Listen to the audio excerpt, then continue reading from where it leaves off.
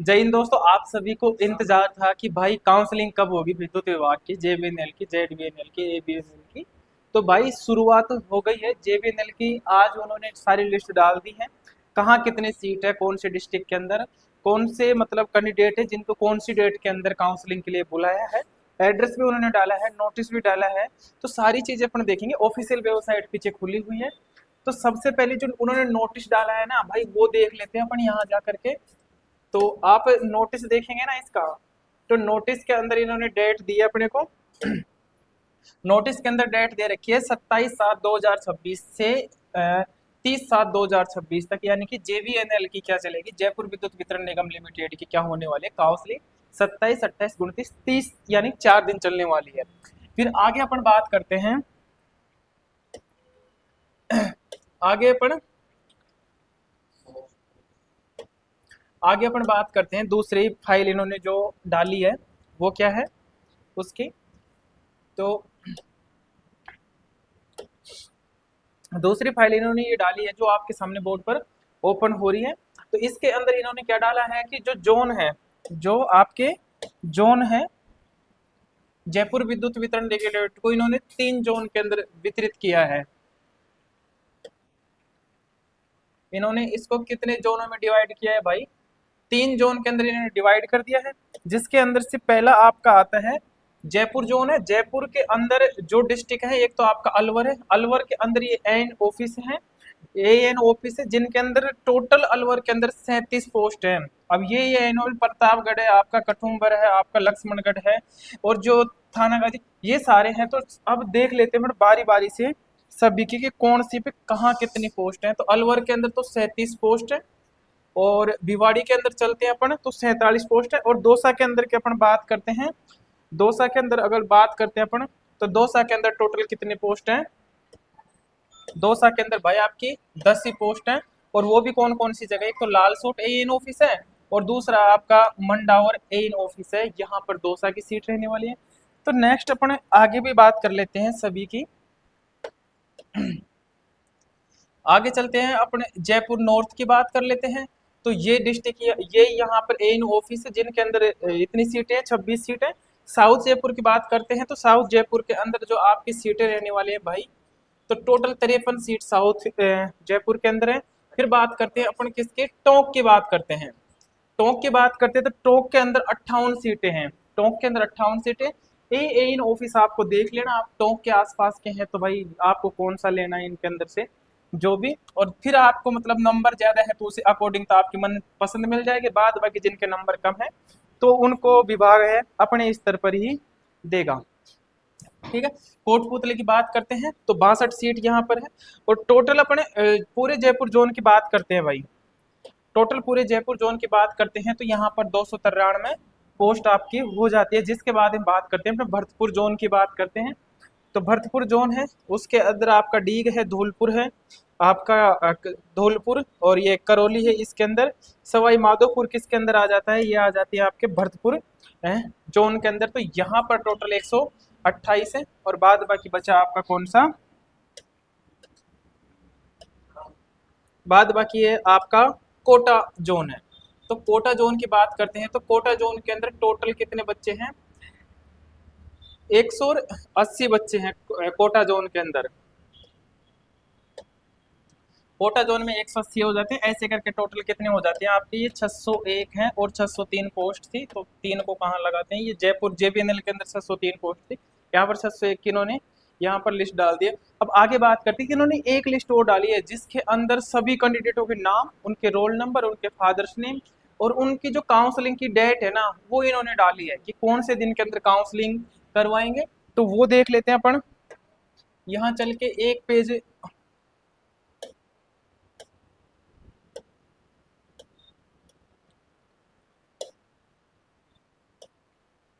यहाँ चल के देखते हैं। तो जो ये वाला इन्होंने डाला है भाई, हाँ, इस वाले के अंदर इन्होंने सारा कुछ डाल दिया है। जितने भी कैंडिडेट्स हैं उनके सारों की डिटेल यहाँ पर डाली है। आप अपना नाम देखना आराम से। नाम देखने के बाद में आप क्या देखोगे कि भाई कौन सी डेट के अंदर आपका, यहाँ पर देखो इन्होंने क्या दिया है, इन्होंने सर्विसमैन, इन सर्विस और जो कैटेगरी वाइज हैं सभी का यहाँ पर इन्होंने डाटा दे दिया है। ठीक है, शायद ये वाला वो नहीं है जो खोले अपन।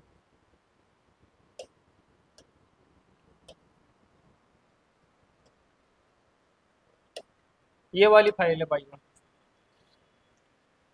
इसके अंदर एक चीज और मैं बताना चाहूंगा आपको, ये मेरे दिमाग तले से उतर रही थी।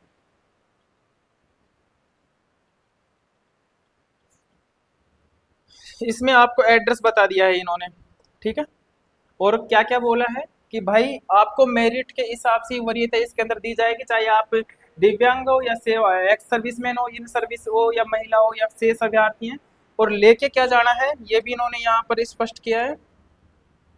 जब आप काउंसलिंग करवाने जा रहे हो वहां पर, तो आपको लेके क्या जाना है, आपका फोटो पहचान पत्र ले जाना है, कोई भी आपका फोटो पहचान पत्र, नवीनतम पासपोर्ट साइज रंगीन फोटो होना चाहिए। परीक्षा में शामिल होने हेतु तो शायद ये प्रवेश पत्र भी जारी करेंगे काउंसलिंग के लिए भी, है ना, तो वो आपको ले जाना है। और जो सारी चीजें हैं यहाँ पर मतलब उन्होंने बताया है कि आपको काउंसलिंग के लिए आप आ रहे हो तो आपको किसी प्रकार का कोई भी खर्चा ये देंगे नहीं, वो सारी चीज भी इन्होंने यहाँ पर बता दी है। तो और दूसरी चीज इन्होंने ये कही है आप काउंसलिंग करवाने जा रहे हो तो आप सेंटर पर यानी कि दिए हुई जगह पर 30 मिनट पहले पहुंचना है, आपको 30 मिनट पहले पहुंचना है। फिर भी कोई बंदा अगर पहुंचता नहीं है टाइम पर, तो ऐसा नहीं है कि उसकी काउंसलिंग होगी नहीं। भाई आप क्या काउंसलिंग 27 को, आप 27 को नहीं पहुंच रहे, आप 28 को पहुंच रहे हो, तो उसके अंदर क्या होगा कि 27 को काउंसलिंग करके आपकी 28 को होगी। लेकिन जो पहले लड़के जाएंगे उनको उनकी मनपसंद जगह मिल जाएगी उनके नंबर के अकॉर्डिंग। अगर आपके नंबर ज्यादा भी है और आप दी हुई डेट पर नहीं पहुंच रहे, बाद में पहुंच रहे हो, तो आपको वो विभाग खुद के हिसाब से कहीं पर भी आपको एन ऑफिस है वो दे देगा। ये चीज़ आपको ध्यान रखनी है। और जो लिस्ट है उसको आप डाउनलोड करना यहीं से जा करके, या फिर टेलीग्राम पर मिल जाएंगे आदर्श टेक्निकल क्लासेज के पे सारी लिस्ट, तो वहाँ से आपका नाम देख लेना है। और आपका जो टाइमिंग है वो भी आपको वहीं से देख लेनी है कि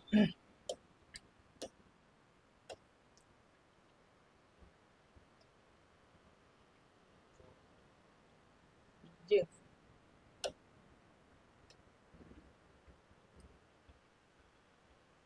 1 मिनट, शायद ये वो लिस्ट है जिसके अंदर सभी कैंडिडेट के नाम है और उनकी जो काउंसलिंग डेट है वो इसके अंदर दी हुई है।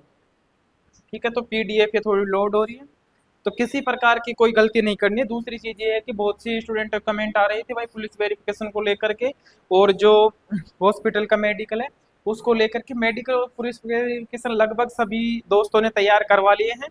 तो अब रही बात आपकी कि भाई सिक्योरिटी बॉन्ड है, वो जो भी प्रमाण पत्र हैं आपके, ए है, बी है, और जो धूम्रपान वाले हैं आपका बिहा प्रमाण पत्र संबंधित, ये सारी चीज़ें हैं वो अब आराम से बनवा लेना, अब आराम से, कोई दिक्कत वाली बात है नहीं। हाँ, ये रही वो लिस्ट जिसके अंदर सभी दोस्तों के नाम है और जिनका टाइम दिया हुआ है। ये कुछ कैंडिडेट हैं ऊपर जिनका शुरू में 27 तारीख को इनका क्या होना है, डीवी होना है। यहाँ पर डेट ऑफ बर्थ इन्होंने दी है और आपके जो मार्क्स हैं वो इन्होंने क्या किया है यहाँ पर शो किए हैं। और आपकी काउंसलिंग की डेट और टाइमिंग दी है, तो इस टाइमिंग से भाई आपको कम से कम 30 मिनट पहले 8 बजे पहुंच जाना है आपको, कि ताकि कोई प्रकार का लेट ना हो। और फिर भी कोई भाई अगर बारिश का मौसम है, अगर लेट हो भी जाता है, अगर लेट हो जाता है तो ऐसा नहीं है कि आपको काउंसलिंग से बाहर कर दिया जाएगा, नहीं। आप अगर 27 को नहीं पहुंचते किसी और डेट में पहुंचोगे तो वो आपको मनपसंद जगह ना देंगे, वो आपको किसी और जगह दे देंगे। अब बहुत से दोस्त बोल रहे हैं कि उनके लोगों की एग्जाम 28 तारीख की एग्जाम भी बता रहे हैं वो, तो जिनका 28 को है तो बहुत से ऐसे होंगे कि हम मतलब नहीं पहुंच पाएंगे 28 को, क्या होगा 28 को नहीं तो आप 29 को पहुंचोगे।